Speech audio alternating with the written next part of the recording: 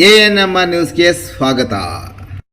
ಭಾವನಾ ಆಸ್ಪತ್ರೆ ನಗರಸಭೆ ಹಿಂಭಾಗ ಎನ್ಆರ್ ಬಡಾವಣೆ ಚಿಂತಾಮಣಿಯಲ್ಲಿ ಸಂಪೂರ್ಣ ಡೆಲಿವರಿ ಹಾಗೂ ನವಜಾತ ಶಿಶು ಆರೈಕೆ ಎನ್ಐಸಿಯು ಸೌಲಭ್ಯ ಸಮೇತ ಒಂದೇ ಸ್ಥಳದಲ್ಲಿ ಸಂಪೂರ್ಣ ಚಿಕಿತ್ಸಾ ಸೌಲಭ್ಯ ನೀಡುವ ಏಕೈಕ ಆಸ್ಪತ್ರೆ ಭಾವನಾ ಆಸ್ಪತ್ರೆಯಾಗಿದ್ದು, ಆಧುನಿಕ ಮೂಲ ಸೌಕರ್ಯ ಮತ್ತು ನವೀನ ಸೌಲಭ್ಯಗಳು, ಎಲ್ಲ ರೀತಿಯ ಇನ್ಶೂರೆನ್ಸ್ ಸೌಲಭ್ಯಗಳು, ಕ್ಯಾಶ್ಲೆಸ್ ಇನ್ಶೂರೆನ್ಸ್ ಸಹಿತ ಸೌಲಭ್ಯಗಳು ಸಿಗಲಿದೆ.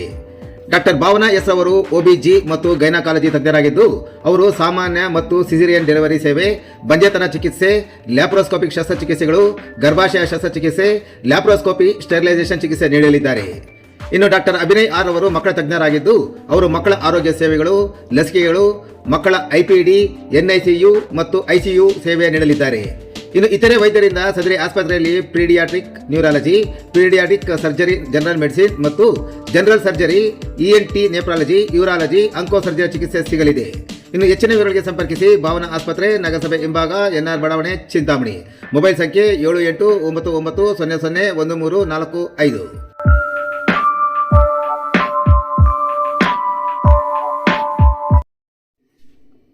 ಜಗತ್ತನಹಳ್ಳಿ ಗ್ರಾಮದಲ್ಲಿ ಬಾವಿಗೆ ಬಿದ್ದ 2 ಜಿಂಕೆಗಳ ರಕ್ಷಣೆ.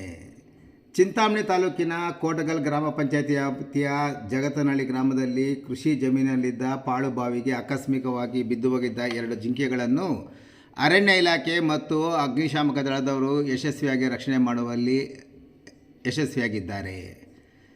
ಜಗತ್ತನಹಳ್ಳಿ ಗ್ರಾಮದ ನಿವಾಸಿ ಬೊಮ್ಮರೆಡ್ಡಿ ಎಂಬುವರಿಗೆ ಸೇರಿದ ಕೃಷಿ ಜಮೀನಿನಲ್ಲಿ ಸುಮಾರು 60 ರಿಂದ 70 ಅಡಿ ಆಳದ ಕಲ್ಲು ಕಟ್ಟಡದ ಪಾಳುಬಾವಿ ಇದೆ.